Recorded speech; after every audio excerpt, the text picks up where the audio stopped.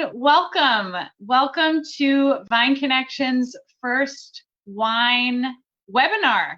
We are here, we've arrived, and we have the amazing Diego Rivera across from me virtually, reporting live from the Leyte Valley of Chile. Hello, Diego. How are you? Hi, Lizzy. I'm fine. And you? I'm well. I'm so happy to see you. It's been way too long. Usually at this point of the year, I've literally probably seen you at least 5 times. Yeah. So it's nice to see your face at least virtually. So we at Vine Connections, we are starting our wine webinar series. We'll be hosting these on Zoom as well as Facebook Lives. So we are so excited to have our winemakers join us from across the globe and our brewers as well. So we are thrilled and honored to have Diego Rivera with us today. He is the head lead winemaker for Viña Garces Silva in the Leyte Valley of Chile, and he makes the incredible wines of Amayna and Boya, and I would say is part of the revolutionary younger generation of winemakers that is changing the map of Chile today. So we thank you, Diego, for delivering the goodness to us. And today we're going to talk about, I think, one of the most renowned grapes in the world, and especially in Chile. We're going to talk all about Sauvignon Blanc. So at least from my seat, I have 3 goals, Diego, and you tell me what you think about this. So I'd love to talk about kind of the 101 of Sauvignon Blanc in Chile, just where it's grown, how it's gotten to be the most planted white varietal. So we get to know more of the landscape in Chile with Sauvignon Blanc. And then I'd love to talk about Leyte, which is the specific valley where you make wine, one of the most beautiful places I've ever seen. And then I'm very excited. So you make, again, 2 wines. We have Boya and Amayna, and these wines are from the same 100% Sauvignon Blanc, and they are from the same area of the Leyte Valley, but these wines could not be more different. So I can't wait to taste those with you and understand the why of why Amayna and Boya are so different. So first, again, officially welcome. How are you doing? You just ended harvest. How are you feeling about harvest 2020 so far? Well, it was a very particular harvest, as everybody with the thing going on with the pandemic wasn't really an easy time to be really focused on working away from home, and we were very lucky because it was a very, very, very early vintage, probably the earliest on record that we had so far in Chile. And when we were almost done with the harvest by the end of March, that is something really unusual, is when everything started to really escalate, and that the problem was a little bit like bad in terms of people with the disease and everything.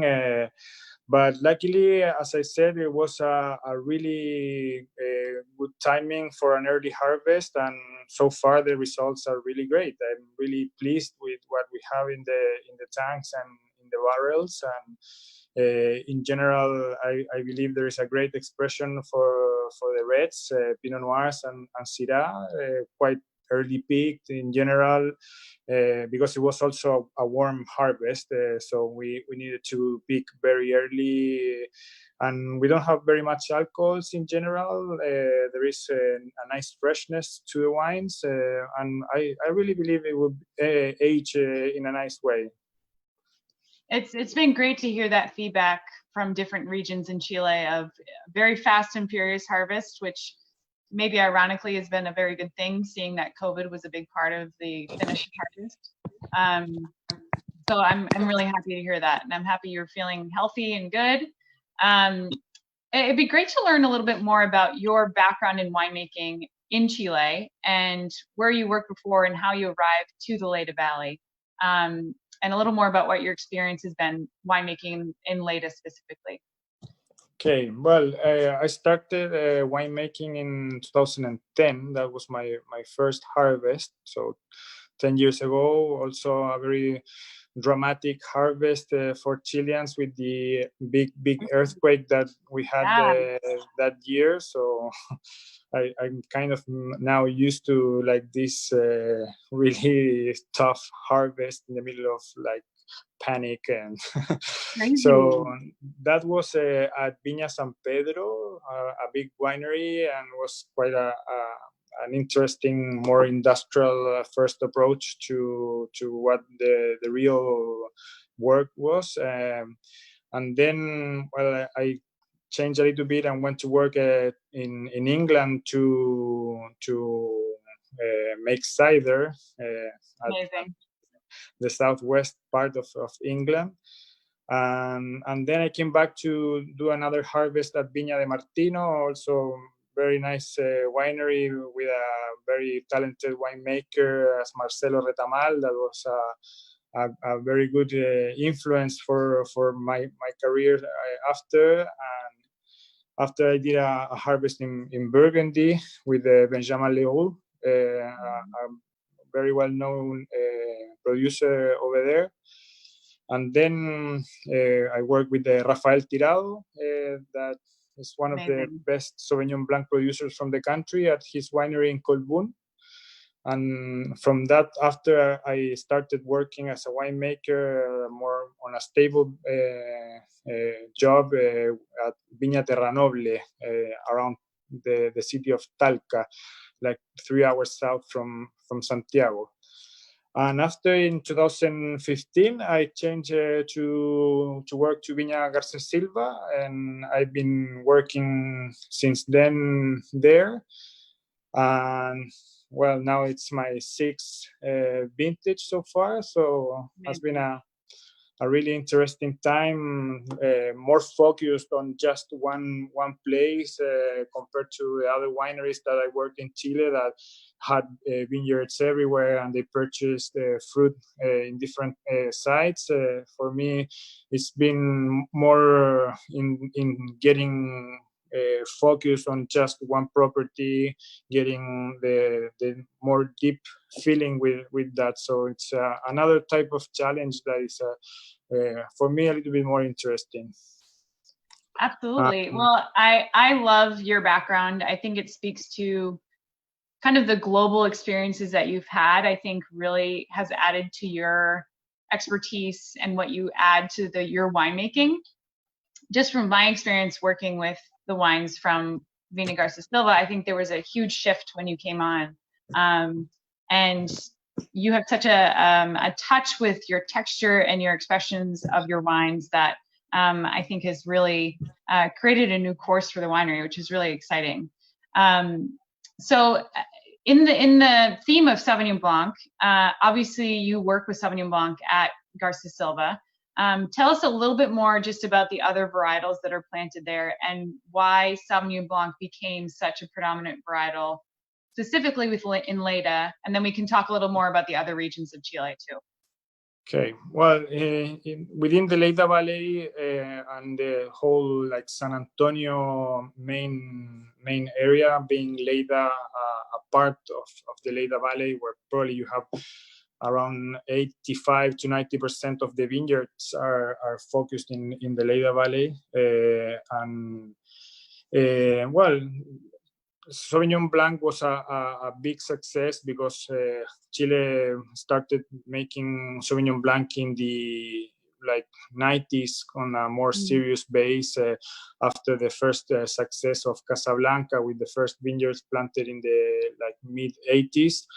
And then when the whole area of Lleida was developed, it really proved that Sauvignon Blanc had a great expression there, also a different expression from what we had in Casablanca.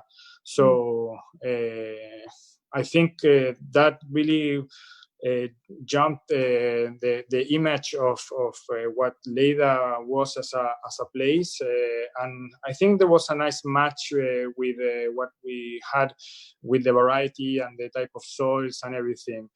And apart from Sauvignon Blanc, what we have planted there is Sauvignon Blanc is 45 to 50% of the surface, and then Chardonnay is the second most planted white. And then in the reds, it's a little bit of Pinot Noir. Well, not such a little bit, but it's the main red variety with around 600 hectares of Pinot Noir. And then there is a little bit of Syrah with around 150 hectares in the whole area of Wow. Lleida and San Antonio.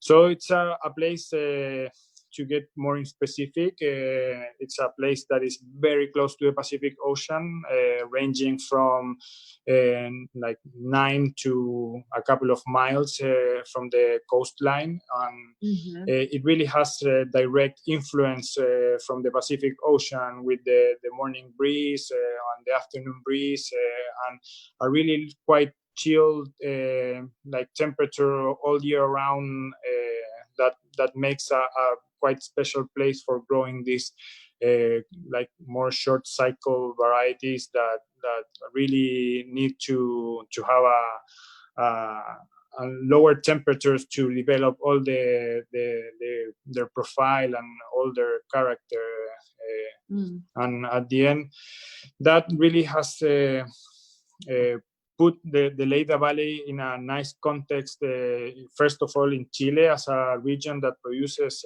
really excellent wines, mainly from those 4 varieties that I mentioned, but there are a few others that can be grown over there. A little bit of Riesling, some Sauvignon Gris, and we have also a little bit of Cabernet Franc and some Garnacha. But in general, the main varieties is the 4 that I mentioned before, and that really makes a nice like character to the place. So many key points there, Diego. I think one of the first things for context for everyone watching, I think what we can zone in on is 2 of the main regions that people know Sauvignon Blanc from Chile from are Casablanca and Lleida, 2 valleys that are ironically very close to each other, but Casablanca is a little farther north than Lleida, and Casablanca is a little farther east than Lleida to the west. An important point of the storyline of both Chile as well as the Garza Silva winery is that this was the first winery to ever plant in the Lleida Valley. We would not have a Lleida Valley without the Garza Silva family. So Lleida, although today we know it as one of the most premium sought after cool climate regions in Chile, it never existed up until the late 1990s. Which is kind of crazy in the relatively recent timeline of wine in Chile. So we note that Casablanca kind of kicked off more of the coastal wine region of Chile, and then Lleida came a little bit after. Can you talk us through, from your perspective, what the main differences are of Sauvignon Blancs from Casablanca and Sauvignon Blancs from Lleida, knowing that Lleida is a little bit closer to the ocean, they're both coastal regions? How do you see their soils differentiating from each other, and what you've noticed in the profiles of the wines? Yeah, well, as you said, they are both like coastal regions, but in general, everywhere in Chile is a bit coastal, being such a narrow country. Absolutely. Know?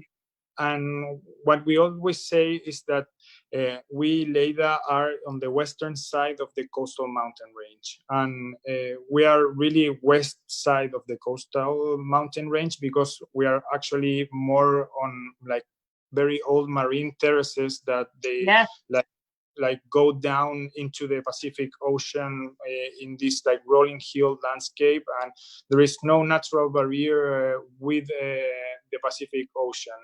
So that makes Lleida a bit cooler in terms of the temperature and heat accumulation than Casablanca, that is on the other side. Most of it is behind the coastal mountain range, and most of Casablanca is situated in between the valley floor that forms after the coastal mountain range and a little bit going up the hill. That climatically makes a little bit of a difference. If you compare, for example, Casablanca has a lot of frost like problems, especially in springtime, and Lleida has no frost because we have the ocean that makes this buffer line that at the end is. We can have frost and frost pockets, but it's rare. We don't have, for example, at the vineyards any like system for controlling frosts, and at the end it's better not to plant in frost pockets than compared to Casablanca that they really need to control for spring frosts. And in terms of soils, I think Lleida is a little bit more mixed in the sense that we have these like marine terraces, so you have a very old like oceanic influence with a little bit of pebbles and river stones from other places that because we have the Maipo River pretty close by. And that mixed with some decomposed granite that is from the intersection with the coastal mountain range, and that like as two very different sides, and then everything mixed in between. So there are people that say there is some calcium carbonate pockets, and there are also some very pure granites and all their derivatives as diorites and other things, some places with more quartz and iron. And so it's not easy to like generalize and say Lleida is granite or Lleida is something. Yeah. I think we still have to study a little bit more in deep in the place. And if you like move more towards the vineyards that are located on the south side of Lleida, so more in the Santo Domingo like council, there is much more sand in the soils because we are really close to the Pacific Ocean, maybe 1 mile or 2 miles at the most. So there is a mix of like river stone, sand mixed with a little bit of granite. And in Casablanca, I think you have a little bit more clay as you are on the valley floor. There is that with the coastal granite, and to be honest, I'm not 100% sure of all the variability of the Lleida of the Casablanca valley, but I'm pretty sure that is hard to compete with the variability of Lleida, that you can find a lot of different soils. I think a really key point, just for people's orientation for Chile, the map of Chile, we always say with the long, skinny country of Chile, average width of really 120 miles, which is really wild. So within that width, you obviously have the high Andes mountain range to the east, and then you have a central valley. And what Diego's talking about is there's a spine of a coastal mountain range that goes along the coast. It's obviously a lower elevation than the Andes Mountains, but this is an actually older mountain range. So there's a lot of decomposed granite that is the composition of this mountain range that makes for really interesting wine regions that touch it going north to south. Exactly. And what you speak of that kind of marine terrace that is specific to Lleida, being as far west as it is, you are literally looking at the Pacific waves from these vineyards. I always say they have the best view in Chile is your vineyards. We can talk about the beauty of the Garza Silva winery. The soil kind of, if you did a heat map of the soil from above, it kind of looked like a mosaic. It's a really interesting conglomeration of all these different soil types. And I also want to mention that with all of those different elements coming together, the flora and fauna of the Lleida Valley is really unique in its native kind of landscape. And the Garza Silva winery is a certified sustainable winery, and you are dedicated to anything that's in your vineyard area, you want to maintain as its native shape. So the winery is built that way, your vineyards are built that way, you have sheep roaming the vineyard. I mean, it's a pretty amazing world that you enter into when you get to the winery. Yeah, we put a lot of effort to it, and we really believe it's the key way of doing agriculture nowadays, respecting the local landscape and what you see around, and trying to not only do the best when farming your vineyards, but also trying to enhance the local wildlife. And now, we, apart from being sustainable, that is an achievement. We got certified in 2016, at the end of 2016. It's very, very important, all the rest. So from last year, we started working 100% organically.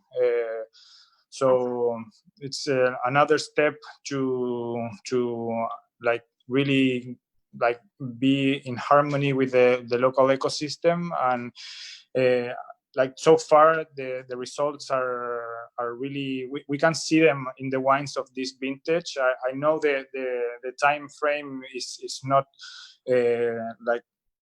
too long for making conclusions, but I saw in the expression of the wines, in the way the wines fermented, it really, really, it's an amazing thing, and we're very happy to be working on that way. Amazing. Well, I think we've got a great understanding of Leda in the world of Chilean Sauvignon Blanc now. Let's taste some wines. How about it? Yeah, sounds I know good. it. I know it's already the afternoon in Chile, so you're ready. You're thirsty. Let's do it. No. Yeah, it's a nice autumn afternoon here, quite warm. We would really be happy with a rainy afternoon because we are on a very bad drought, but this sunshine that is coming, it really makes me thirsty. So I think for another episode we should walk with you in the vines of Leda, because it is one of the most beautiful places to be able to have an afternoon happy hour. So maybe we can have an afternoon happy hour together at some point. Yeah. That would be great. We've had many a happy hour before, but I think we can do another one. Okay, so what we are tasting today, and when people watch this, I really hope they taste with us, because it's an awesome comparison to do. So I have two 2019 Sauvignon Blancs from the Garza Silva Winery. One is the 2019 Boya Sauvignon Blanc, and the other is the 2019 Amayna Sauvignon Blanc. These are two different wines that you make at the winery. Boya, Spanish word for buoy, and Amayna from the verb amainar, which is the calm after the storm, and or calm before the storm. And so the names are obviously very alluding to the coastal influence that the Leda Valley has and the winery has.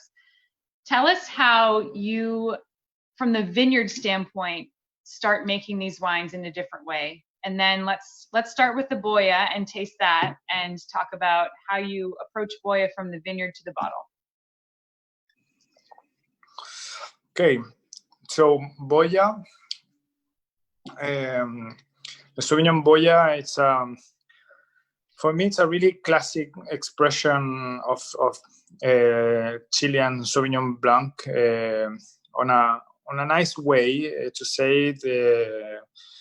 And how we do it from the vineyard side, first of all, well, I would say on the backwards, because first I would like to describe the wine. It's a wine that is very, very fresh, very crisp, with a lot of citrus character, with a very nice salty texture and salty note in the palate, and it has a lot of tension, and it's a very refreshing side of the variety.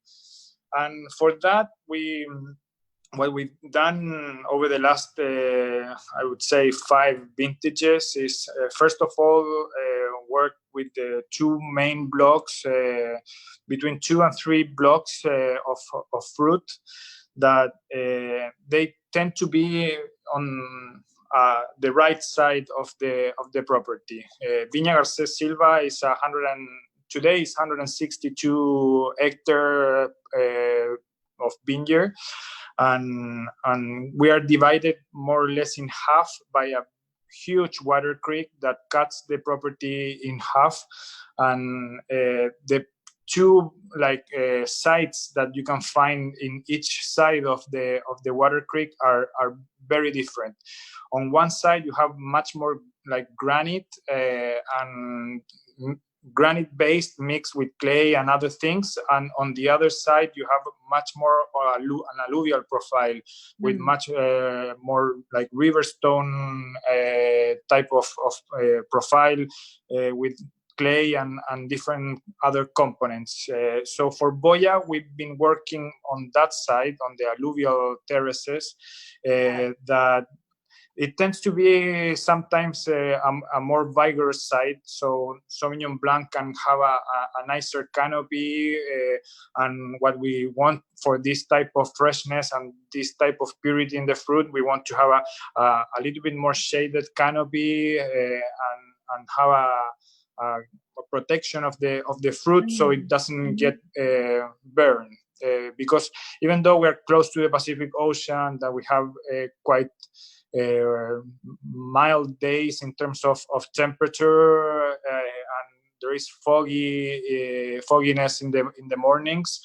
Still, when the sun appears, it can be hard. Chile, like sun really hits hard, so you need to be very protective with the clusters for not shading them and getting something different.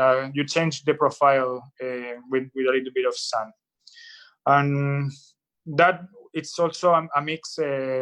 Until 2019, we have been doing like 2/3 of clone 242 and 1/3 of clone 1 Davis. For us, that blend really worked because the clone 242, that is a French clone from Sancerre, normally gives a little bit more fruit, more tropical fruit expression, and the clone 1 Davis tends to be a little bit more herbal, more austere, and a little bit more acidic in its expression. Of course, depending on the site and the harvest point. And then for also trying to get that and retain it in the wine, we do our early harvest. Normally, that part of the property doesn't ripe really early, so not necessarily it's before the blocks of Amayna, but it's an early harvest within itself on the amount of alcohol and or potential alcohol and the amount of total acidity that we pick the fruit with. So we want something around 12.5 of final alcohol. We want quite a high acidity, but not really like such a low pH to not make it a hard wine. That's not too technical for no, our brilliant. viewers. It's brilliant. I think that a lot of questions I usually get with Boya Sauvignon Blanc, and I'd love your insight on, is one, the aromatics. I think the clonal conversation is really important for Chilean Sauvignon Blanc because clones of Sauvignon Blanc have such different personalities, and I think it's really key to one of the main differentiators between the wines as well.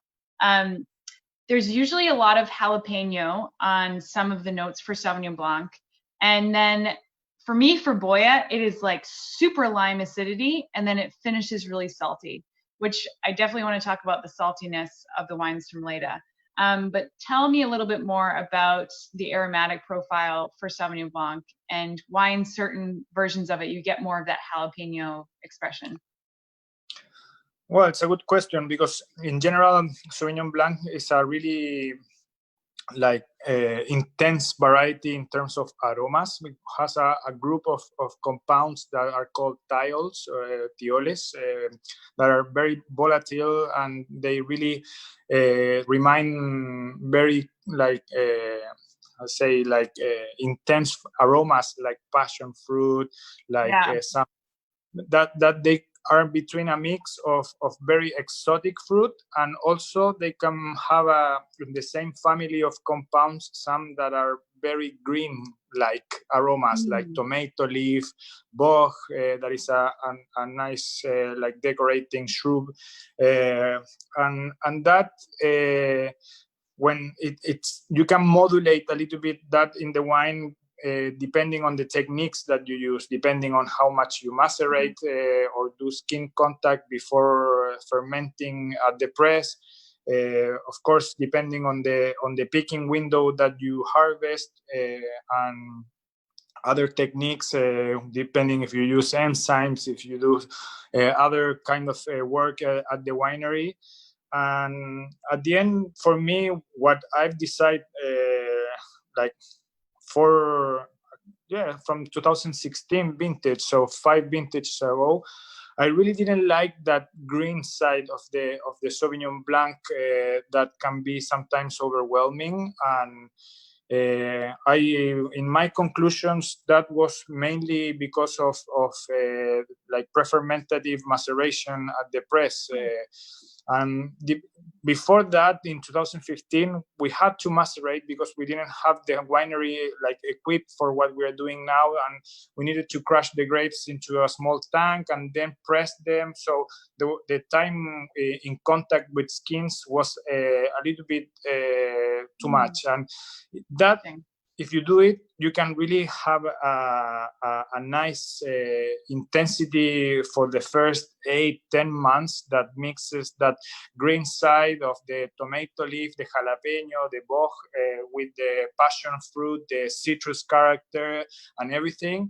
But sometimes after the 10 or 12 months after the first bottling, the intensity of the fruit like drops down, and then in comparison you have a little bit more of the green side, and I really didn't like that very much. I prefer after to have something that is more austere from the beginning, and so we do a really little skin contact time at the press, maybe an hour and a half, at the most 2 hours. That is the time that it takes us to load the press. And in that way, I think we really highlight the citrus fruit, and the wine can have a more like longer time after aging in bottle without developing this asparagus and more very green herbal side that sometimes take over the rest of the wine.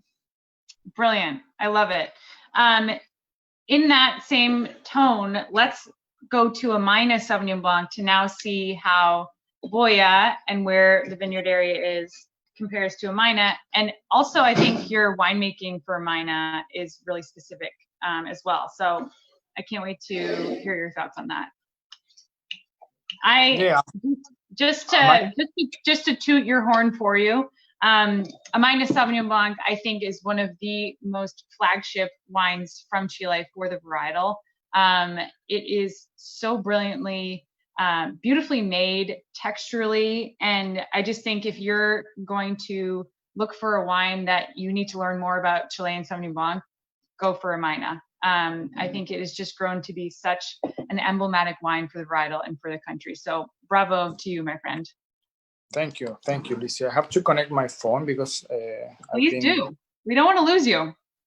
Yeah, I've been having some alerts of low battery. Sorry. Oh my goodness.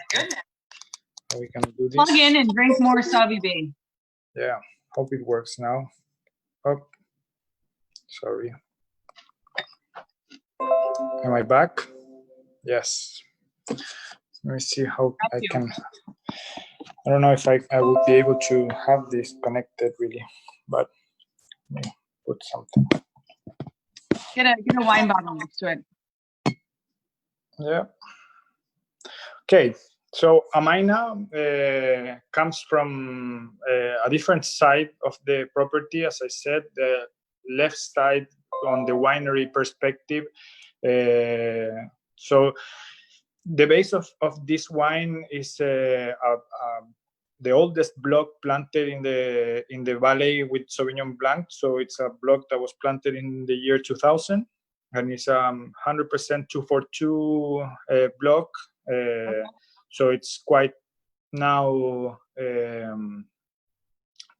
20 years old almost, and it's that's the base of this wine that has kept since the beginning like that.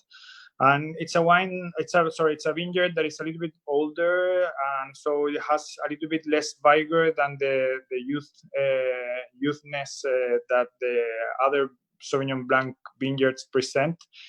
So the canopies are a little bit more balanced. There is a little bit more exposure to sunlight in some of the clusters that makes us a different profile. And also the site where it's planted is a very like decomposed type of granite or intrusive rock called diorite. So it's kind of a blue granite where this has a top layer of clay, and then after 50 centimeters there is a very decomposed diorite. So it's a wine that is the base, and we complete the blend with some like satellite vineyards with a few of the blend comes from a hill that is behind the winery that is a very pure granitic granodiorite type of formation. That is what we've studied. The only part of the property that is planted on top of the coastal mountain range or a branch of it. And then there is a few other vineyards that are next to it that account for the whole blend. And we pick a little bit later. We want to have a riper expression to it, so it changes of the profile that you perceived in Boya. So here there is almost no greenness or almost no herbal notes in the wine. And for this one also we don't do any skin contact, just 2 hour maceration that takes us to low the press. Normally everything is hand harvested, and then normally for this wine we ferment also a bit higher in terms of temperatures at the winery. Compared to Boya, that we try to ferment quite cold between, well, I always get confused, Celsius and Fahrenheit. It's okay. Don't worry. It's okay.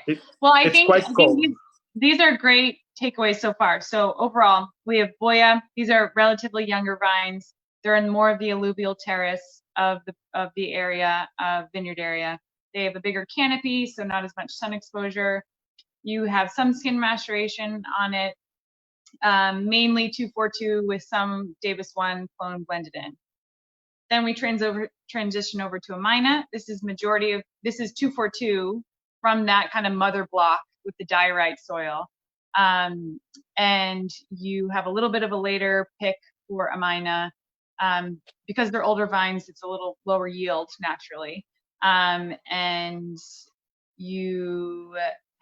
with some from the hill behind the winery, which is an amazing vineyard spot, and you have lower temperatures for Amayna, or lower temperatures.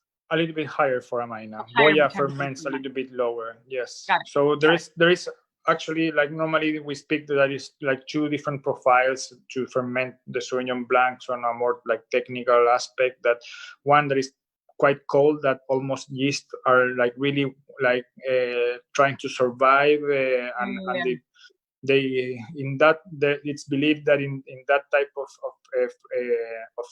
temperature set you can have that more exotic expression of the teols. And Amayna it's a little bit warmer, between 16 to 17 degrees Celsius. So small difference. It's like maybe 4 or 5 degrees between the two, but it's in terms of biology, 4 or 5 degrees Celsius is a huge like range of difference.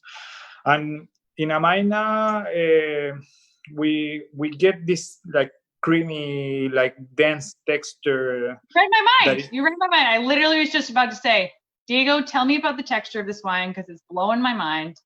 I mean, the complexity and the convergence of the texture of this wine, the amazing acidity and that saltiness in the back palate is just gorgeous. It is the length of this wine. I'm still salivating. It's crazy. So tell me where this creaminess comes from in the texture. Tell me about the acidity, and then tell me again that saltiness is so marked. If we talk about terroir, that is the terroir of Leda. Yeah, I believe the creaminess and that weight definitely comes from this vineyard that we've been working for a long time. That like is the heart of the blend. That is Block 8B. And I think also that match with a little bit more like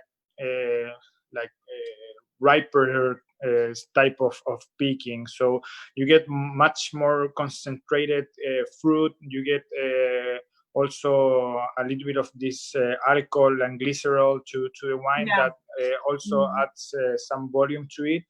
And after, depending on the vintage, we do a little bit of lees steering in the wines.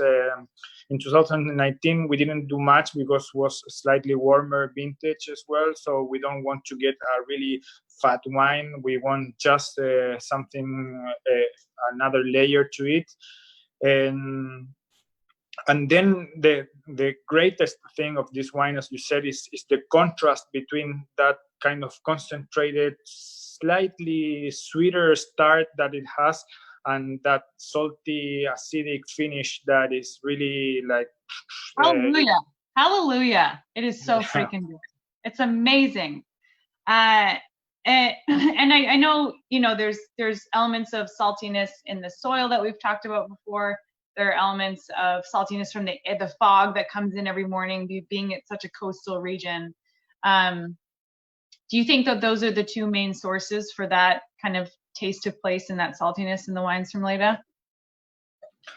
No, I think I believe like well, there is some part that can be that, of course, being planted in this like weather or climate that is so like nicely balanced all during the growing season. It's like we really, if you look at the maximum temperatures that we have between the summer months, it's really paradise, you know. It really doesn't change very much. It's like 76 degrees Fahrenheit or something like that as an average of the maximum.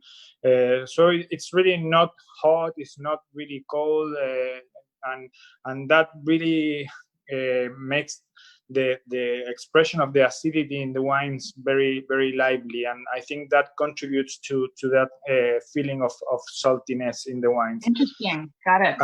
And I also think that the wines that are based in this intrusive rock formations, depending if they are diorite or granodiorite, they tend to evolve into something saltier. I think if you are really based on pure rock, like we have a wine that is coming from a really granitic site, that is our top Sauvignon Blanc, that is called Cordon Winca, that is a single vineyard site that really develops the saltiness almost after the fermentation. You know, you can taste that after you finish the wines, and that really is incredible.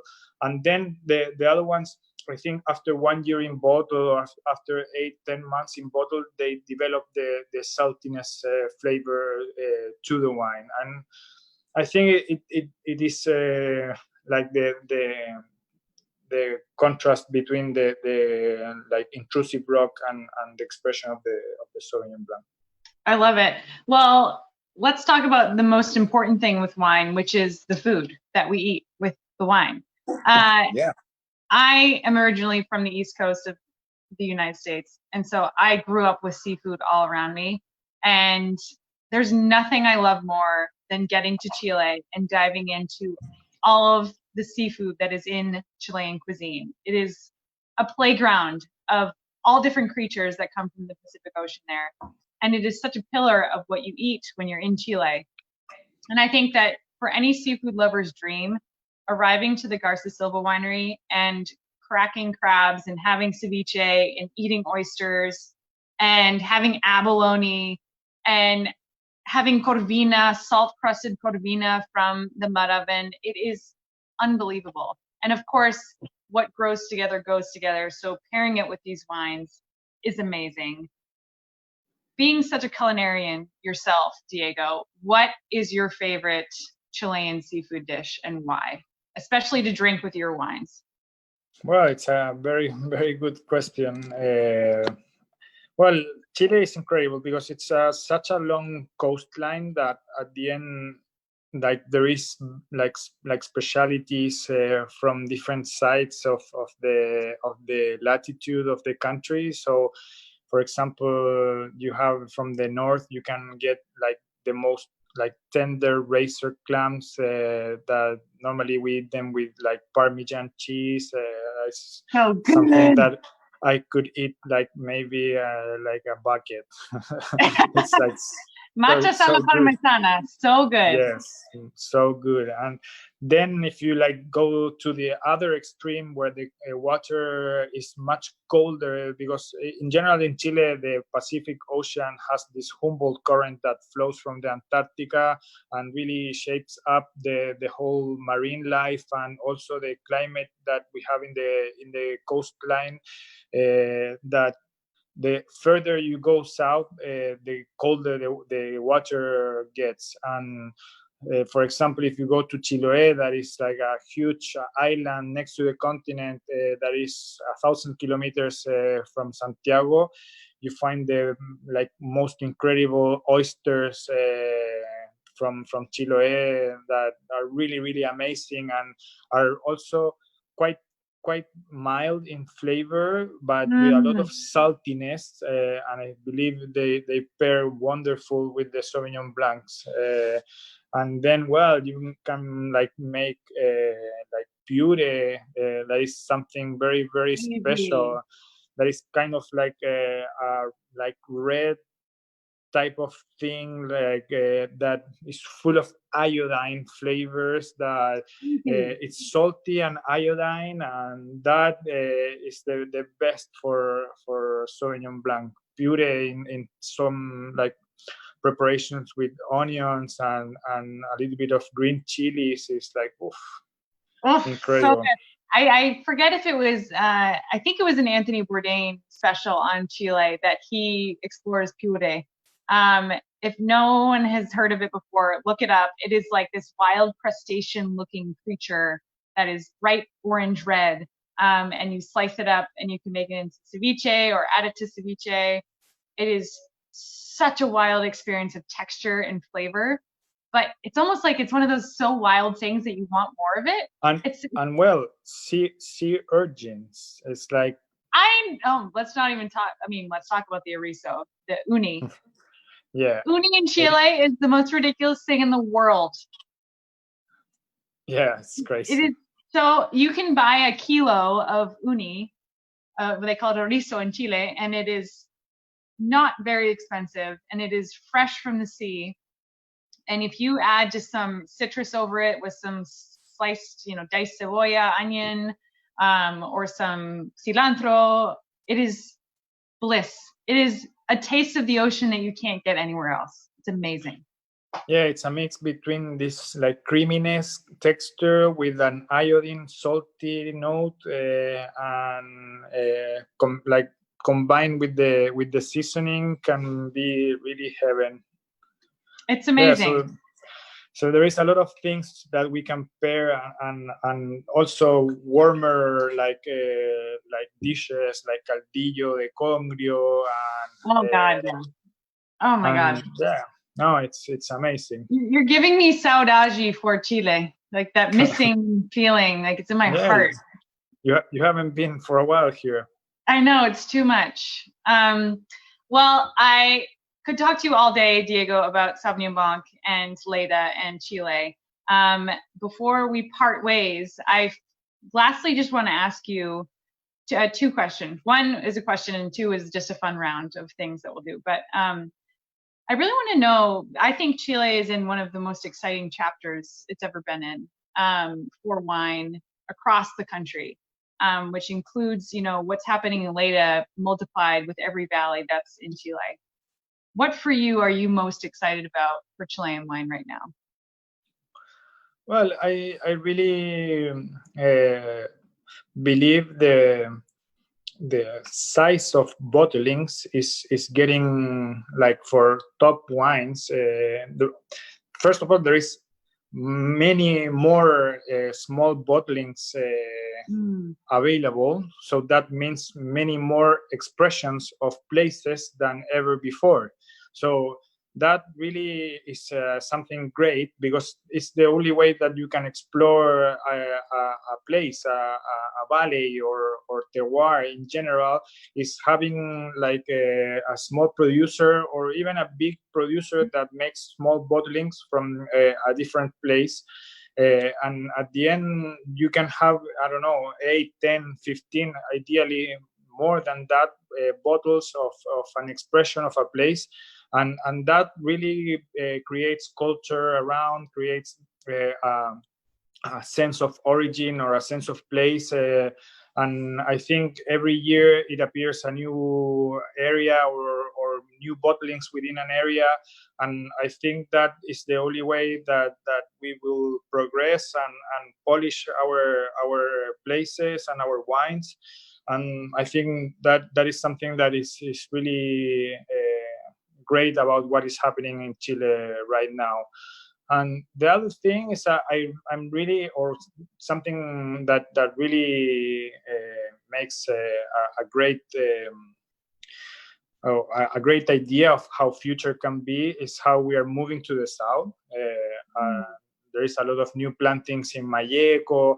There is a lot of people doing great things in Itata, and I think that really will bring a new expression to the idea of what the world has of Chile, because the landscape there is completely different. It's like being in another country. It's like it takes a 2-hour flight to get there, or an hour and a half flight. So it's like a little bit like changing country, and I think that will really express into a new generation of wines, a new generation of hopefully varieties, and we will see great things in the next 10 years from the south. Not that we haven't seen them yet, but I think we will see more of those. Absolutely. Well, we thank you for all the work you've done and continue to do, because we are drinking great wine because of it, and you are moving that story along for Chile. So these are just two of the wines we tasted from you today, but we have Pinot Noir in the Boya line, Pinot Noir in the Amayna line as well. And we also have the Boya Rosé, which is my drink of summer. So really fun wines to keep exploring and learning about Leda through. Leda is an amazing place. It's such a unique place in the map of Chile, and especially the map of the world for coastal Sauvignon Blanc. So fun to talk about that today with you. Before we part, I want to ask you some questions. And it also looks like you've entered into a church, because the light is shining on you. It is amazing. It's awesome. Wow. I think you've been blessed throughout this whole experience. Yeah, exactly. And I also think it's even more happy hour for you. Okay, so just answer the first thing that comes to your mind when I ask you these questions, okay? White or red? White. Morning or evening? Morning. Pinot or Sauvignon Blanc? Pinot. Oceans or mountains? Ocean. Ooh. Oysters or erizo or uni? Ooh, that's a tough one. Oysters. Corvina or lamb? Corvina. Corvina, so much Corvina. France or Spain? France. California or Chile? Chile. Bien, bien. Okay, if you had one word to describe Boya, what would you say? Fresh. Ooh, love it. And one word to describe Amayna? Texture. Ooh, yes. And one word to describe Leda? Beautiful. Mm. And lastly, one word to describe the 2020 vintage? Surprising. Ooh, bien. All right, Diego Rivera, you are a gem. I want to thank you so much for joining us today and kicking off our wine webinar series. We will be having these every week with both wine and sake as well on our Vine Connections page. So we thank you. We will have we have a link to the webinar series. vineconnections.com/webinars is where you can find out more. And you have fueled me for the rest of my afternoon with the best Sauvignon Blanc from Chile. So thank you, sir. I appreciate it. No, thank you, Lizzy, for inviting me and being able to share from my home, like a little bit of what we do here in Garces Silva.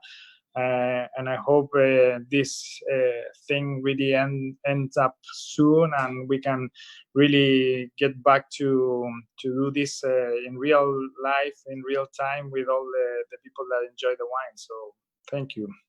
Amen. All right, Diego, I will see you soon. Salud. Okay, Lizzy. Cheers. Chin chin. Ciao. Ciao. Thanks, everyone.